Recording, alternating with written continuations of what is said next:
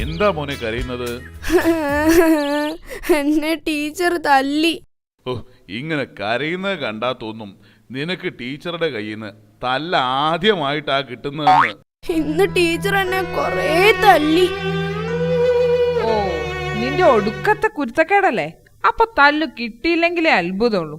എന്തെങ്കിലും തർക്കുത്തരം പറഞ്ഞു കാണും. ഷോ, നീ അവനെ വെറുതെ വഴക്ക് പറയാതെ. അവൻ അറിഞ്ഞോണ്ട് ചെയ്തതായിരിക്കില്ല. അവൻ കൊച്ചുകുട്ടിയല്ലേ. ഞാൻ ഒന്നും മിണ്ടിയിട്ടില്ല. എന്നിട്ടും ആ ബിന്ദു ടീച്ചർ എന്നെ ഒരുപാട് തല്ലി. ജന്തു. എത്ര തല്ല് കിട്ടി? അത് കൃത്യമായി അറിയില്ല. അറിയില്ലെന്നോ?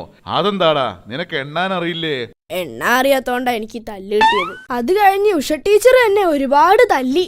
ഞാൻ പറഞ്ഞില്ലേ, ഇവൻ എന്തെങ്കിലും തർക്കുത്തരം പറഞ്ഞു കാണും. ഞാൻ ഒന്നും മിണ്ടിയിട്ടില്ല അച്ഛ. എന്നിട്ടും ആ ഉഷ ടീച്ചർ എന്നെ തല്ലി. ഒന്നും മിണ്ടാതിരുന്നിട്ടും തല്ലുകയോ? എന്നാൽ അതൊന്നും ചോദിക്കണമല്ലോ. അച്ഛൻ ചോദിക്കാനൊന്നും പോണ്ട. ടീച്ചർ ഇതുപോലെ എന്നോടൊരു ചോദ്യം ചോദിച്ചപ്പോ ഞാൻ ഒന്നും മിണ്ടിയില്ല. അപ്പോഴാ എനിക്ക് തല്ല് കിട്ടിയത്. ആ ശരി ശരി, ഇനി ഇതൊന്നും ആവർത്തിക്കരുത്. പോയിരുന്ന് പഠിക്കാൻ നോക്ക്. നിങ്ങളാണ് ഇവനെ കൊഞ്ചിച്ച് വഷളാക്കുന്നത്. അതൊന്നുമില്ല. അവൻ നല്ല കുട്ടിയാ, അല്ലേടാ കുട്ടാ?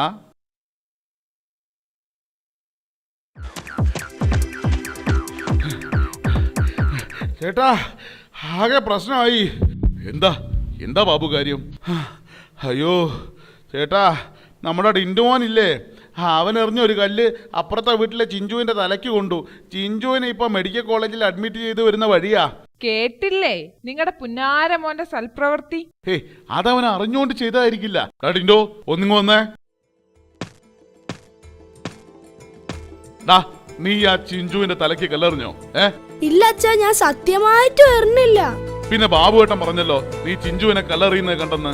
അയ്യോ അച്ഛാ, ഞാൻ സത്യമായിട്ടും ചിഞ്ചുവിനെ എറിഞ്ഞതല്ല. ഞാൻ പറഞ്ഞില്ലേ, അവൻ വല്ല മാങ്ങയ്ക്കും എറിഞ്ഞതായിരിക്കും. മാങ്ങയ്ക്കൊന്നും അല്ല. ഞാൻ എന്റെ ക്ലാസ് ടീച്ചറിന്റെ തലയ്ക്ക് ഉന്നം വെച്ച് എറിഞ്ഞതാ. അത് മാറിക്കൊണ്ടതാ.